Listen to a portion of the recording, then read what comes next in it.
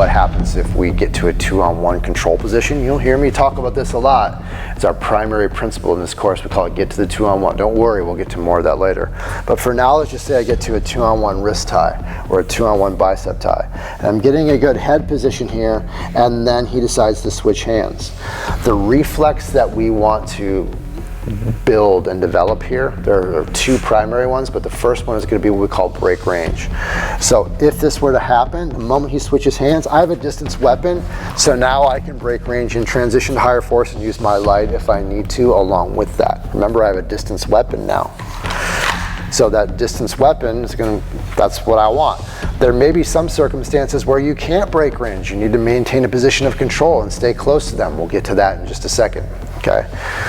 So this is one, I'm transitioning from the 2-on-1 wrist tie, and I break range from there. The other one is, what if I'm in what we call a Russian tie? I'm in an over-under Russian tie. He switches hands, again I can break range and I can transition to my weapon there.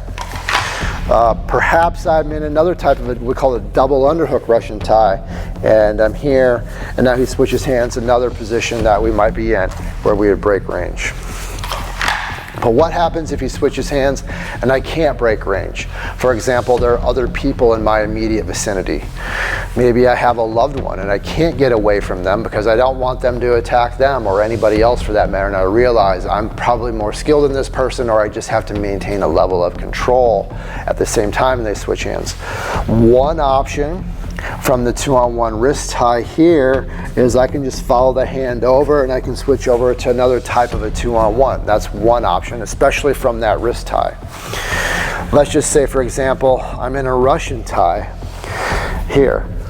Well, I'm in the Russian tie and now he switches hands. It's very easy for him to do that. While it's rare, it does happen, the research shows. So go back to this hand, Larry.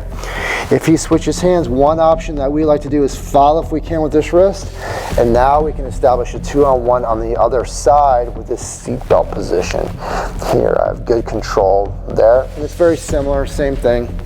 From this double underhook here, if he switches hands, I can reach across with one hand, and I can get a 2-on-1 on the other side with that seatbelt position. So a little bit for you when you hear us talk about what we do during the hand switch.